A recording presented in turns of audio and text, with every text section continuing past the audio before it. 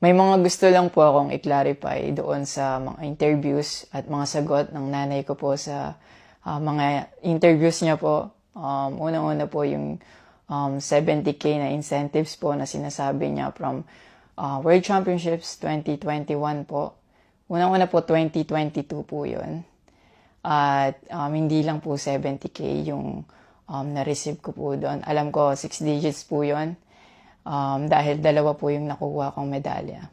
After nun, mga bandang December, umuwi ako sa Pilipinas. Nakikita kami ng mama ko. At hindi niya sa akin sinasabi na na-receive niya na pala yung incentives ko from World Championships. Hindi ko pa po malalaman na na-receive niya na po yung incentives ko kung hindi ko pa po hinanap. Never ko na po na-receive yung incentives ko po na yon. At never ko na rin naman po na hiningi yun sa kanila. Binigay ko na at wala na po yun sa akin. Ang sa akin lang naman, gusto ko malaman kung saan napunta yung incentives ko po na yun. Yung principle po kasi dito wala po sa liit o laki ng amount po na incentives po na ginalaw niya. Kundi po sa pagtago at paggalaw niya nang wala ko pong consent, yung pinapoint ko po sa kanya. At yung about sa red flag daw po si Chloe na sinabi ng mama ko, hinusgahan niya po agad si Chloe sa pananamit at sa pag-akto po niya. Magkaiba po ng kinalakihan. Unang-una, lumaki si Chloe sa Australia at ayun yung nakagisnay niyang culture. At ibang-iba po talaga sa Pilipinas kung paano tayo gumalaw, magsalita o manamit po. At yung about po sa yung mauubos po yung anak ko, nasabi po ng mama ko. Unang-una po si Chloe po may sarili po siyang income. Lahat po ng nakikita niyong gamit o yung pag-travel niya kung saan-saan po. Galing po yun sa pinagpaguran niya po. At bakit naman po ako mauubos? Gaya nga po ng sinabi ko, si Chloe po may sarili po siyang income. And lahat po ng bank account ko po nasa mama ko po. At may mga instances po talaga na si Chloe po yung sumasalo sa akin that time po. Bukod sa incentives po, nasa kanya din kasi yung bank account ko sa monthly allowances sa pag-gymnastics ko. And nung nakuha ko na yung bank account ko po na yun, doon ko po nalaman na inuubos niya po yung laman nun. And nasa akin po yung mga bank statement ng withdrawal po na ginagawa niya po. Sabi niya pa nagsimula daw yung hindi namin pagkakaintindihan dahil kay Chloe daw po. Opo, totoo po yun. Dahil ever since unang-una pa lang, ayaw niya na kay Chloe kahit hindi niya pa po nakikita or nakikilala in person. And mas nagkalabuan po kami nung naglagay po ako ng boundaries sa relationship ko. Kasi pinaglaban ko po si Chloe dahil gusto ko po siya. Yung about sa training camp na kinikwento niya na si Chloe dapat wala na daw doon, sabi ng former coach ko pagdating nung dalawang magte-training camp doon. Usually, kapag magte-training camp kami, palaging naka-hotel. And miscommunicated yon na doon pala sila sa akin na mag-i-stay. Hindi rin totoo na pagpunta nila doon, nung dalawang bata, dapat wala na si Chloe kasi sabay-sabay silang pumunta doon. Actually, nagulat pa yung former coach ko kasi nandun si Chloe. Minelcome naman namin sila talaga.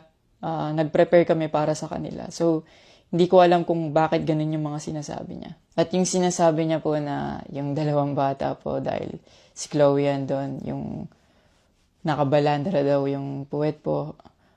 Bilang nakakatandang kapatid po, bilang boyfriend ni Chloe po, at bilang ate at kuya po, kami po aalagaan po namin sila. Hindi namin po gagawin yung mga iniisip niya na ganon ang dumi niya mag-isip at hindi appropriate yon para sa akin at disrespectful yon actually sa akin and kay Chloe po. Yung sinasabi niya na so dapat wala daw pong outsider or guest po doon sa apartment ko po.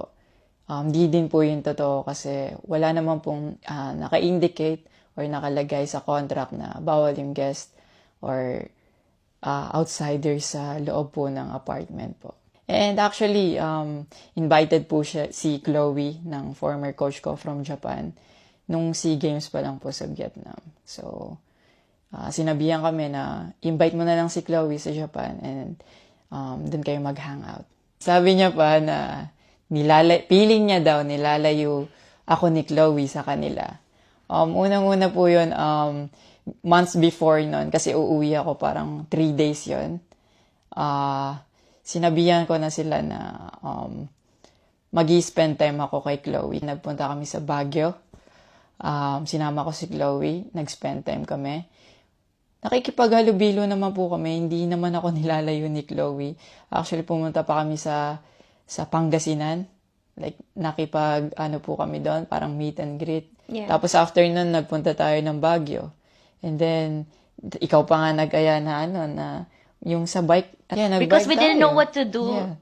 after nung kumain, because they were like, oh, what do we do? I was like, oh, let's go sa Burnham Park. Yeah. So that we can take the little kids to go biking. Yeah. So I'll just attach a screenshot of me saying sorry at that time if they felt left out when we were all hanging out sa Baguio. So you guys can just pause and read. Actually, nagkita po yung mama ko and yung family ni Chloe twice po. And then, yun, nag-usap po sila. In the last resort, my family made a group chat Yeah. na kasama everybody involved because my family wanted to address kung ano yung issues ni mom mo towards me. Yeah, kasi marami na siyang pinapost. Yeah, madami na siyang pinapost. And even though my family knew na madami na siyang pinapost, my family still welcomed them, treated them with respect and with no judgment, na pinaringgan nila yung side ng mom mo, what she had to say about me and our relationship. And then, after the group chat, she left, Yeah. your mom left, and wala siyang narinig anything from my family. May recent interview po kayo na kinakongratulate niyo po ako. Kung genuine po talaga kayo, maraming salamat po. Ina-acknowledge ko po yung pagka-congratulate niyo sa akin. Pero nagpa-flashback pa rin po talaga yung masasakit yung sinabi sa akin at yung mga hindi nyo pag-wish well sa akin. Like, tumatatak po yan sa akin talaga. Ang message ko po sa inyo na mag-heal kayo, mag-move on, at napatawad ko na kayo long time ago po. Pinagpe-pray ko na maging safe kayo palagi at nasa maayos kayong kalagayan dyan lahat.